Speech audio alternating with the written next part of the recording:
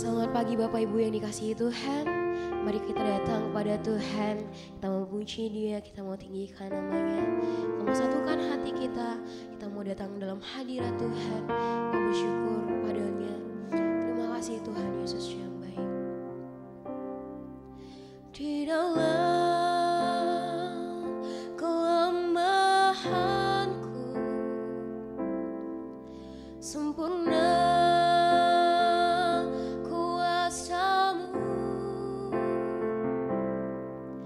hebatnya tantanganku, lebih hebat Tuhanku. Ku berserah kepadamu yang membelah laut, yang teduhkan badai, yang mustahil pun terjadi karena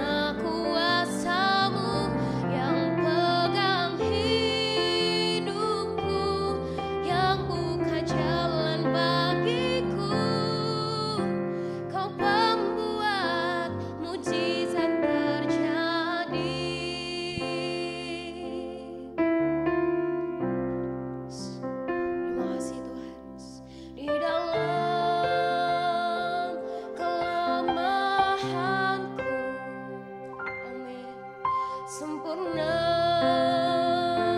kuasamu, hebatnya tantanganku, lebih hebat Tuhanku. Ku berserah kepadamu yang membelah laut, yang teduhkan yang mustahil pun terjadi karena kuasamu yang pegang hidupku, yang buka jalan bagiku. Kau membuat mukjizat terjadi,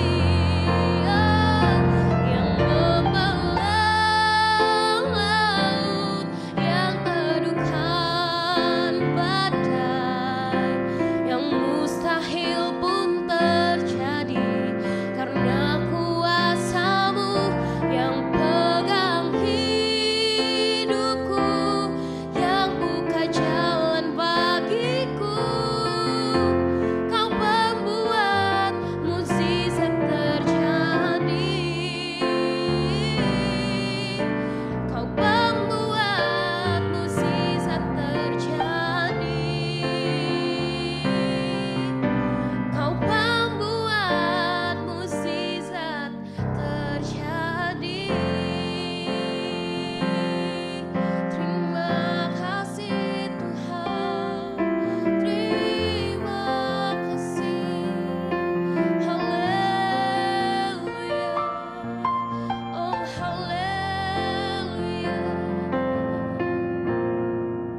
Terima kasih Tuhan Yesus yang baik, buat kasih setiamu ya Tuhan dalam hidup kami sepanjang hari ini Tuhan Yesus. Kalau hari ini kami memulai hari kami ya Bapa, sebagian firman-Mu akan disampaikan ya Tuhan Yesus. Kiranya firman-Mu menjadi berkat, menjadi pelita dalam kehidupan kami.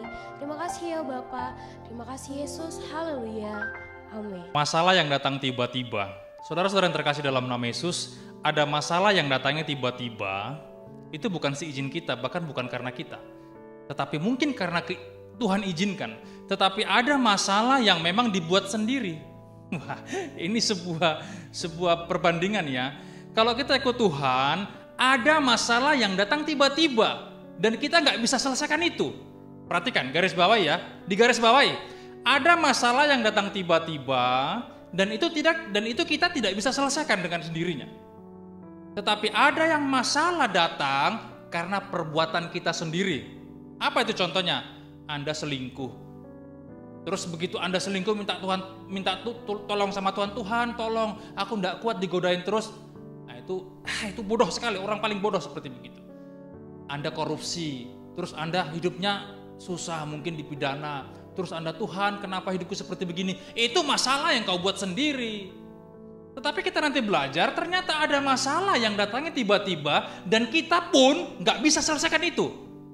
Perhatikan ya, itu di garis bawahi. Tetapi ada masalah yang datangnya karena perbuatan kita sendiri, lalu kita menyalahkan Tuhan. Anda luar biasa menjadi orang Kristen. Kadang-kadang orang Kristen ini unik ya, antik.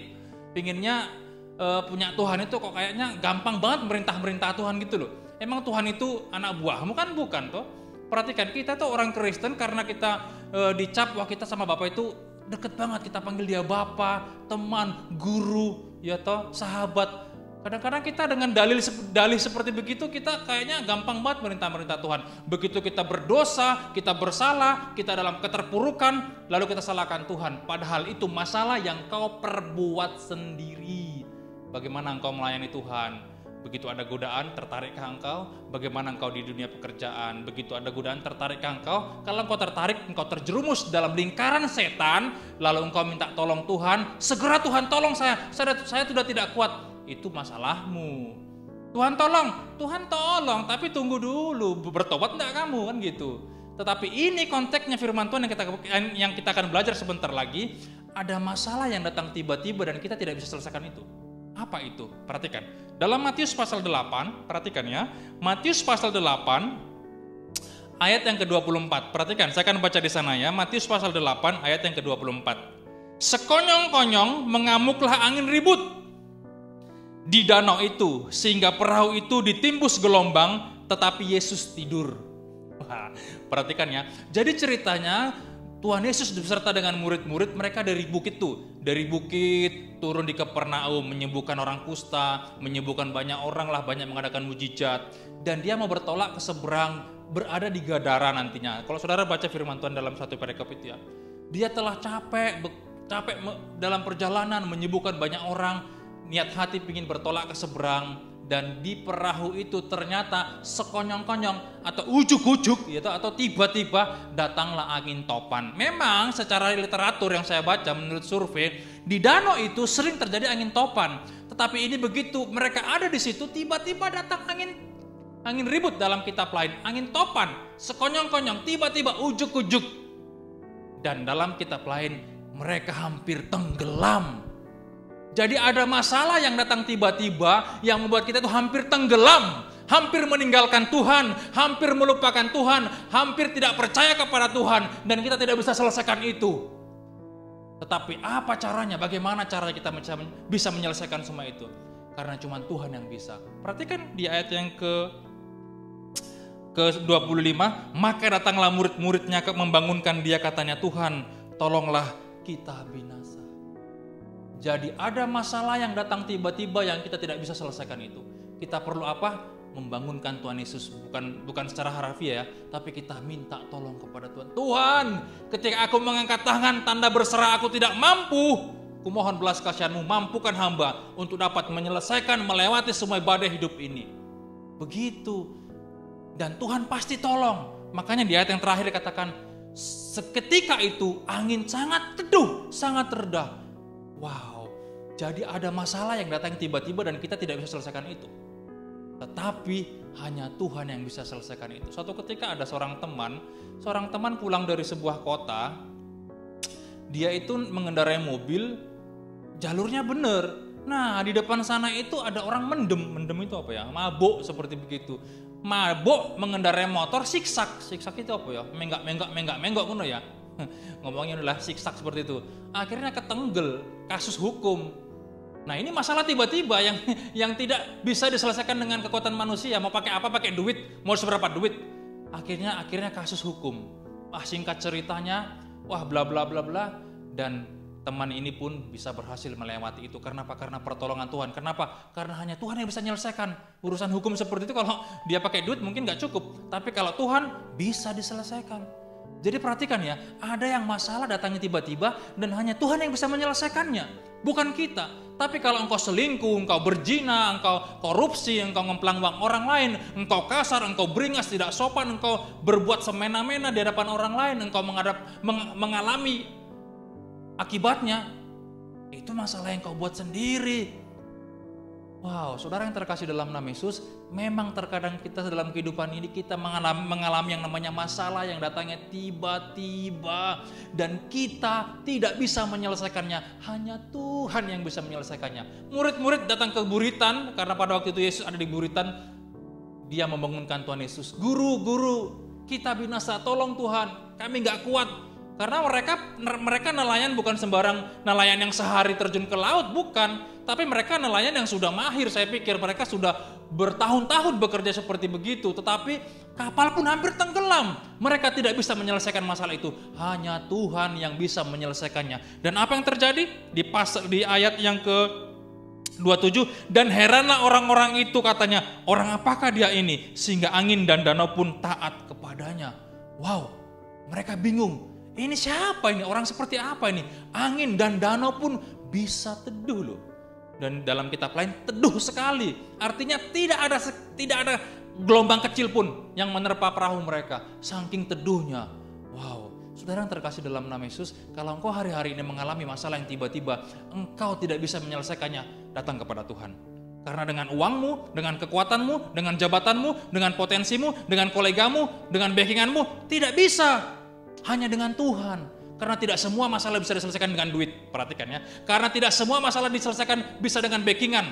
Karena tidak semua masalah bisa diselesaikan dengan orang-orang kuat yang ada di belakang kita. Tapi hanya Tuhan yang bisa menyelesaikannya. Dan itu akan terjadi kepada orang-orang percaya. Tetapi kalau engkau datang kepada Tuhan, bangunkan dia. Datang, sujud kepada Tuhan. Tuhan, aku wes menyerah.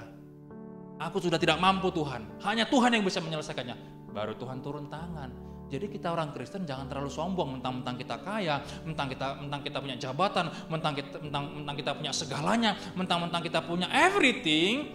Tetapi perhatikan, murid-muridnya pun mengalami masalah yang tiba-tiba mereka tidak mampu menyelesaikannya. Secara skill mereka orang hebat dalam dunia pelayaran, nelayan loh ya, tapi mereka tidak bisa menyelesaikannya. Mungkin secara skill Anda orang hebat, Anda jago apalah, hebat apalah, dunia apalah yang Anda geluti. Tetapi satu ketika, di satu titik tertentu, Anda tidak bisa lepas dengan masalah itu.